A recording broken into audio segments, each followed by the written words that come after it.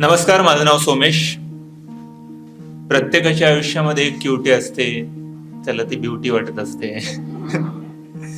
आणि मग ती कधीतरी विचारते की मी किती सुंदर दिसते.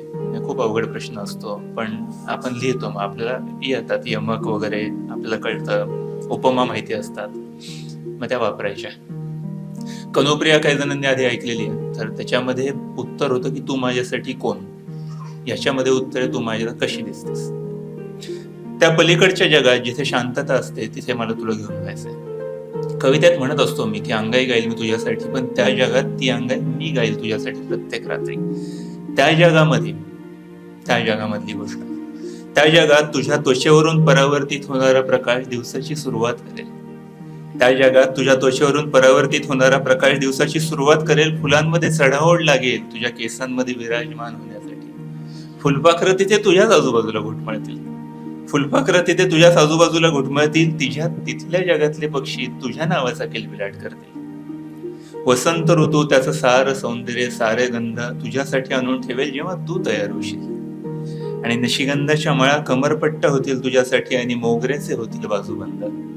निशिगंधाच्या माळा कमरपट्ट होतील आणि मोगऱ्याचे होतील बाजूबंद. बहाव्याची फुलं सजवतील तुझी वस्त्र. बकुळीचे हार तुझ्या दंडावर येतील आणि पारिजातकाशी होतील कर्णफुलं. तुझ्या भुवईची कमान तिथे इंद्रधनुष्याला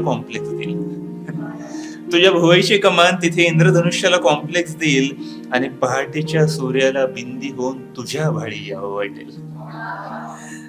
ध्रुवतारा येईल तुझ्याकडे तुझ्या नथेतील चमकता हिरा, आणि नक्षत्रांना आकाशामध्ये तुझी कमतरता जाणवेल ना, तेव्हा तुझ्या ओढणीवरती उमटतील आकाशातली 27 नक्षत्र.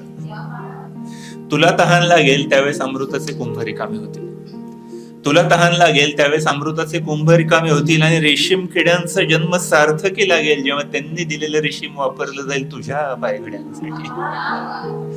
तुझ्या डोळ्यातील काजळाची काळी कभिन्नता घेण्यासाठी कृष्णविवर ताटकळत बसेल आपल्या दारामध्ये. कृष्णविवर म्हणजे ब्लॅक होल. की तुझ्या डोळ्यातील काजळाची काळी कभिन्नता घेण्यासाठी कृष्णविवर ताटकळत बसेल आपल्या दाराशी, आणि तुझ्या कमरेची नजाकत हंसांना न्यूनगंड देईल जन्मभरासाठी.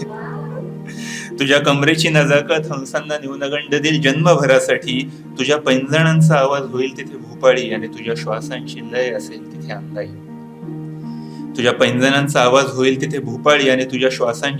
तिथे अंगाई.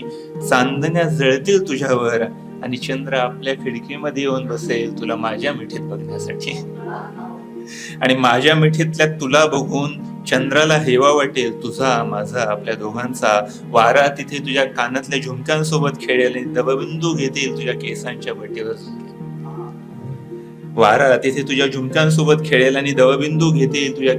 बटेवर झोके. आणि त्यांना स्पर्शेल मी म्हणजे तुझ्या बटेल, आणि जेव्हा तुझ्या बटेला स्पर्शेल मी तेव्हा वीणेचा नाद ऐकू येईल चोहू बाजूने. मृगातील पावसाचा पहिला थेंब रेंगाळेल तुझ्या पापण्यांवरती, तेव्हा मोत्याहूनही मौल्यवान झाला असेल तो थेंब.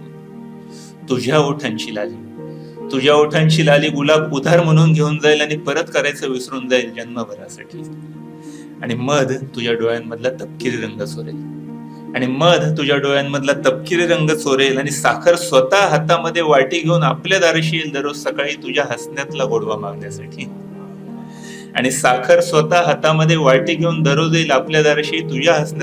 मागण्यासाठी.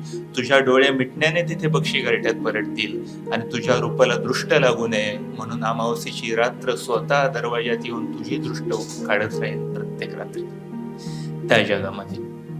त्या जगामध्ये जिथे माझी कुशी तुला सावरीच्या उशीपेक्षा मऊ वाटेल, ज्या साम्राज्याची तू असशील अनभिषिक्त साम्राज्ञी, तिथे मला तुला घेऊन जायचंय. येशील?